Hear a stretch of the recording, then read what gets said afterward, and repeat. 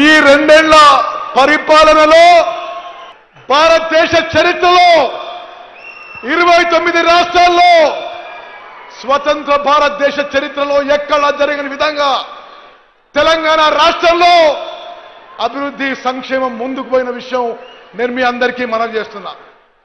మేము అధికారంలో వచ్చింది మీ కష్టంతో, మీ త్యాగంతో, మీ చెమట, మీ రక్తంతో ఈ వేదిక మీద కూర్చున్న వాళ్ళు కూర్చున్నాం. సంక్షేమ పథకాలు స్వతంత్ర భారతదేశంలో ఎక్కడ జరిగిన విధంగా చేస్తున్నాం. నేను చూసుకుంటున్న ఒక మంత్రిత్వ శాఖ విషయం మీకు మనవి చేస్తున్నా.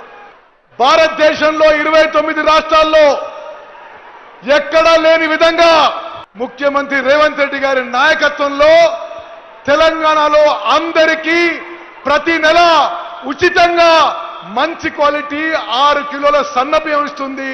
10 ఏళ్ల పాటు బీఆర్ఎస్ ప్రభుత్వంలో దేవరకొండ నియోజకవర్గంలో ఒక్క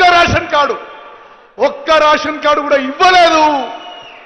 బాలు నాయక్ ఎమ్మెల్యే అయిన తర్వాత, రేవంత్ రెడ్డి గారు ముఖ్యమంత్రి అయిన తర్వాత దేవరకొండ నియోజకవర్గంలో 14,000 కొత్త రేషన్ కార్డులు ఇష్టమే నేను మనం చేస్తున్నా. గతంలో దేవరకొండ నియోజకవర్గంలో రేషన్ కింద 1600 మెట్రిక్ టన్నుల దొడ్డు బియ్యం ఇస్తుండే ఈరోజు దేవరకొండ నియోజకవర్గంలో 1900 సన్న బియ్యం, మంచి క్వాలిటీ సన్న బియ్యం ఉచితంగా రేషన్ కింద ఇస్తున్న విషయం నేను మనం చేస్తున్నా.